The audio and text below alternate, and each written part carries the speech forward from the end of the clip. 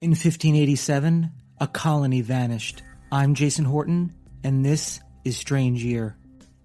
The Middle Ages were a thing of the past in the 16th century. However, one of America's oldest unsolved mysteries was very present and made 1587 a strange year. The Lost Colony of Roanoke, August 1587. In August 1587, after two previous attempts, one exploratory and one only lasting 10 months, a group of about 115 English settlers arrived on Roanoke Island off the coast of what is now North Carolina. Later that year, John White, governor of the new colony, sailed back to England to get new supplies. But as he arrived, a major war broke out between England and Spain, and Queen Elizabeth I called on every available ship to fight the Spanish Armada. Nearly 3 years later, in August 1590, John White finally returned to Roanoke, where he had left his wife and daughter, and his infant granddaughter, who was Virginia Dare, the first English child born in America, as well as the other settlers. Everyone was gone without a trace, and only a few clues. A single word, Croatoan, carved into a wooden post, and the letters C-R-O carved into trees within the colony's borders. No one really knows what happened to the lost colony of Roanoke. The word Croatoan was the name of an island south of Roanoke that was home to a Native American tribe of the same name. Theories include the colonists were killed or abducted by Native Americans, or tried to sail back to England and got lost at sea, or they moved further inland and were absorbed by a friendly tribe.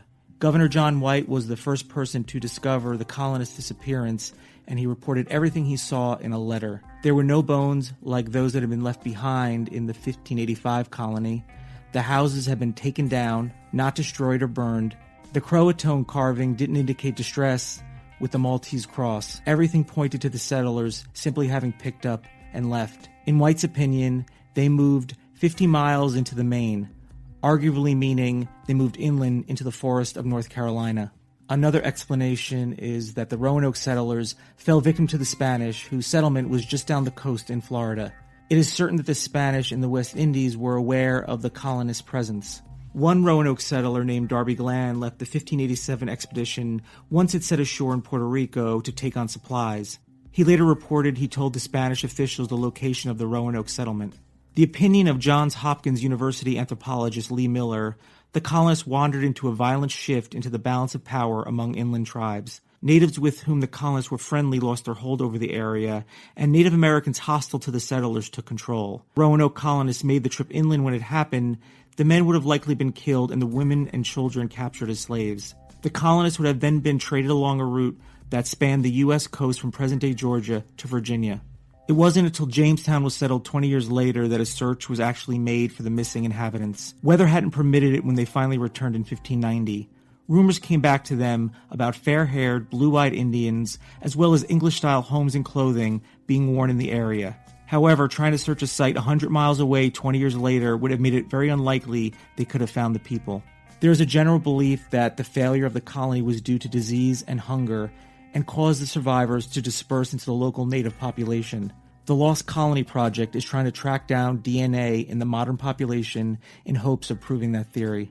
I learned about the Lost Colony of Roanoke from a history book in school, and it was the first example of an unsolved mystery that I became obsessed with. If you have any information or theories on the Lost Colony of Roanoke, feel free to message me on Instagram at StrangeYearPod.